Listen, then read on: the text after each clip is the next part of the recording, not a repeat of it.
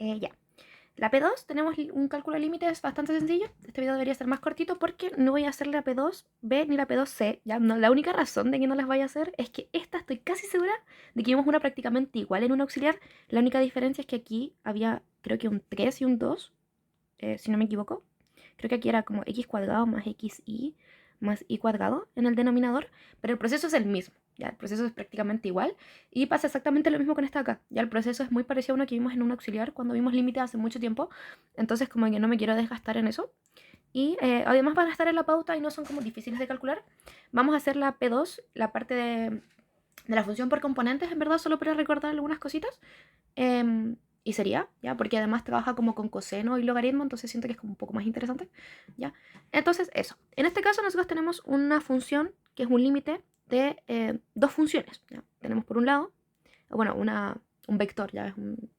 Tenemos dos componentes en nuestra función. Por un lado tenemos esta parte de acá que nos dicen, ya, queremos calcular el límite cuando n tiende a infinito de estas dos componentes, ¿ya? Donde tenemos que, por un lado, hay sucesiones, ¿ya? Que sabemos que cuando n tiende a infinito, las sucesiones tienden a cero. Esto nos lo dan por enunciado. Y además de eso tenemos una función que va desde R2 a R y es una función continua que es la función que está acá. Y ahí nos dicen que es continua.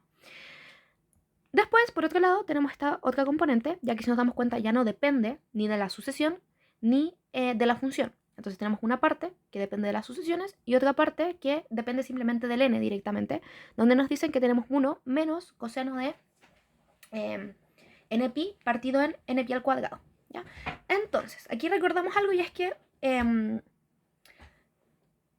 cuando uno tiene una función, o sea, quiere calcular un límite de dos componentes, lo que al final queremos calcular es el límite de cada componente por separado. Es decir, yo voy a tener algo de la forma, no sé, esto, aquí tengo una función y aquí tengo otra función y quiero analizar qué pasa por separado. Por ejemplo, no sé, si tiende al 0, 0, entonces yo lo que hago al final es analizar si f tiende al 0 y si g tiende al 0, ya, de forma independiente. Entonces al final aquí, cuando ustedes tienen como una función que es como un vector de funciones y quieren calcular algún límite, lo que van a hacer es tomar la primera componente, ver qué pasa con el límite, tomar la segunda componente, ver qué pasa con el límite y concluir en los límites generales.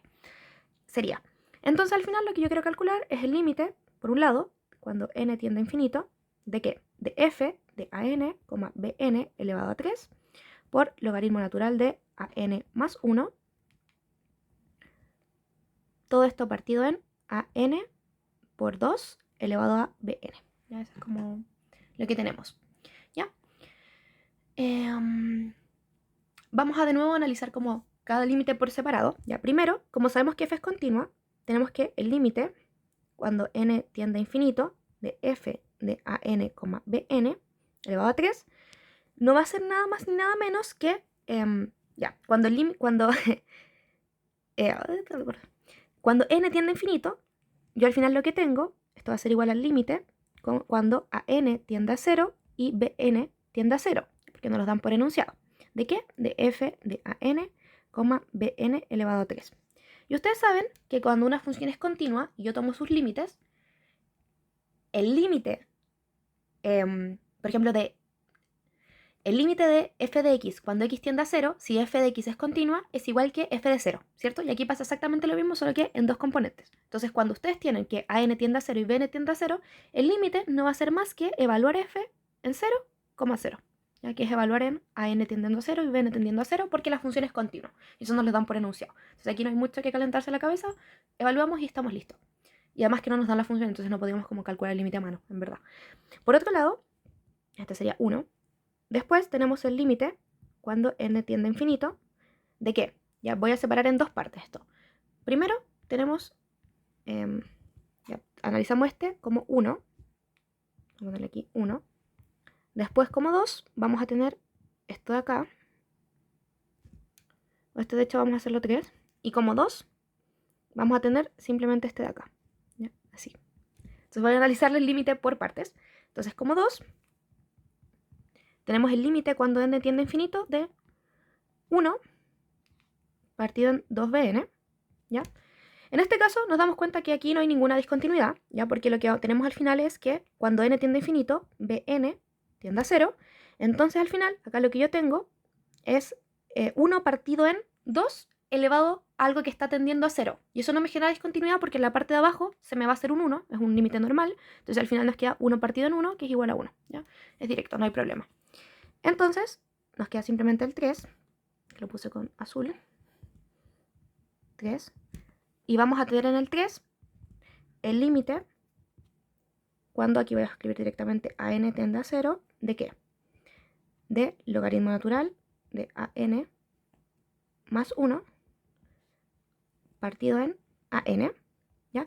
Si nos damos cuenta aquí de nuevo, tenemos un límite de 0 partido en 0, porque cuando an tiende a 0, acá me queda logaritmo de 1, que es 0, y acá directamente an tiende a 0, entonces esto queda como 0. Entonces usando el L'Hopital, igual que en la parte anterior, bueno, que en la P1, vamos a tener que al final este límite va a ser el límite cuando an tiende a 0 de la derivada con respecto a an del logaritmo natural de an más 1. Es decir, arriba me queda simplemente 1 partido en an más 1, que es la derivada del logaritmo natural, partido por la derivada de an con respecto a an, es decir, 1. Si nos damos cuenta, esto va a ser entonces el límite cuando an tiende a 0 de 1 partido en an más 1. Y de nuevo aquí no hay problema porque cuando an tiende a 0 no se me indetermina nada, entonces esta función es continua cuando an tiende a 0 y por lo tanto simplemente evalúo an igual a 0, es decir, 1 partido en 1, que es 1. Y entonces tenemos estos límites de acá, donde tenemos que el primero nos dio f de 0,0, el segundo nos dio 1 y el tercero nos dio 1.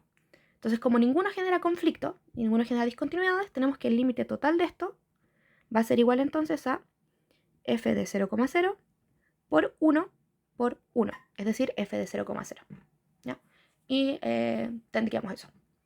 Para la otra sucesión, ya que es esta parte de acá, queremos calcular el límite cuando n tiende a infinito de 1 menos coseno de npi partido en npi al cuadrado. Entonces vamos a tomar eso. Queremos el límite cuando n tiende a infinito de 1 menos coseno de npi partido en npi al cuadrado. ¿Ya? Y aquí en verdad es directo, ¿ya? Porque ustedes saben que el coseno es acotado, entonces al final yo lo puedo separar si quieren como verlo más claro. Vamos a tener 1 menos coseno de npi por 1 partido en npi elevado a 2. ¿Ya? Y cuando n tiende a infinito, tenemos que, por un lado, esto tiende a 0, ¿ya? Y por otro lado, esto es acotado. Voy a ponerlo así. Acotado. Y ustedes saben de diferencial que una nula por una acotada da una nula, es decir que esto nos va a dar 0. Entonces al final se concluye que el límite cuando n tiende a infinito de mis funciones, vamos a ponerle, no sé, m y n, ¿ya? Vamos a decir que esto es para no anotar todo, pero esto es m y esto es n, va a ser entonces igual a 1, perdón, f de 0,0, 0. ¿Ya? Y me queda eso ahí. Y ese sería el ejercicio. Estas dos, como ya les dije, ya vimos muy similares, entonces como que no me quiero calentar la cabeza. Y en verdad son fáciles de hacer, ya no son como complicadas. Así que eso. Cualquier duda me pueden hablar.